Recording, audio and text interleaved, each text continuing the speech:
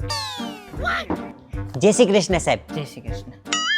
બેન તમારો છોકરો હે ને હાવ ઠોઠ છે. નથી ના અક્ષર સારા થતા, નથી એનું ભણવામાં ધ્યાન, નથી કઈ ઇતર પ્રવૃત્તિમાં ધ્યાન. આને મારે પાસ કેમ કરાવો? ક્લાસમાં ધીંગા મસ્તી, ઠીઠિયા ઠોરી આ જ બધું કરે. જો એ થોડુંક ભણવામાં ધ્યાન દે ને તો એ છોકરાની જેમ ઈ પણ એક્ટિવ થઈ શકશે. હવે તમારે કઈ કેવું હોય તો કયો. હા સાહેબ સાચી વાત છે. ઘેરે બહુ તોફાન કરે, તમે એને ખીજાવ હરખો થઈને. હા બેન અમે એને ખીજાતા જ હોય. હા સાહેબ, ઘેર કારેલાનું શાક બનાવે ને તોય આ નથી ખાતો. બોલો શું કરવું? માંડ માંડ હંજવારી પોતા કર્યા હોય ને તા ઘંટારા પગ લઈને એવો બહાર થી આવે ને કે આખું ઘર દહડ પહડ કરી નાખે. પગ ધોયા વગર સાહેબ છે ને ખાટલામાં ને સોફામાં આરોટવા મંડી જાય. હા હા પાડો જો આ પાડો. અરે પણ બેન તમારા ઘરનો પ્રશ્ન હે. અને સાહેબ ક્યારેક ક્યારેક તો ખાટલામાં પેશાબ ને છી ને બધું કરી લે. શું કરું સાહેબ પણ હવે આનું?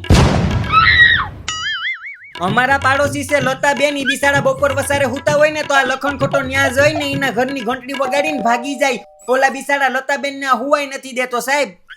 ને એક કોઈ રમકડું સાહેબ આને ટકતું નથી. હમણાં મેળામાં ગયા ને એટલા ધમ પસાડા કર્યા ને તઈએ મેં ઓલી રિમોટ વાળી મોટર લઈ દીધી. તો ઘેર આવ્યા ને તો ઈ જે મોટર ગાડી હતી એમાંથી મોટર કાઢી અને એમાં ઓલો પંખો સોટાડીને કે ઓલો સેલ ફિટ કરીને કે મમ્મી જો મેં પંખો બનાવ્યો, મારે સાઇનિસ્ટ બનવું. હવે આમાં કેમ ભેગું કરવું સાહેબ આનું? મારે તમે ઈ કયો તમે બસ. આને તમે આને હરખોથી મારો, આને કુટાડો, તમે આને પતાવી ગયો. હું કહું ને તમને આને. અને તમે બસ બેન, હવે હું બધું સમજી ગયો છું. હવે તે એવું નહીં કરે. હું શિક્ષક છું, હું એને દીક્ષા આપી દઈશ. હે શિક્ષા ઓય. આપી દઈશ.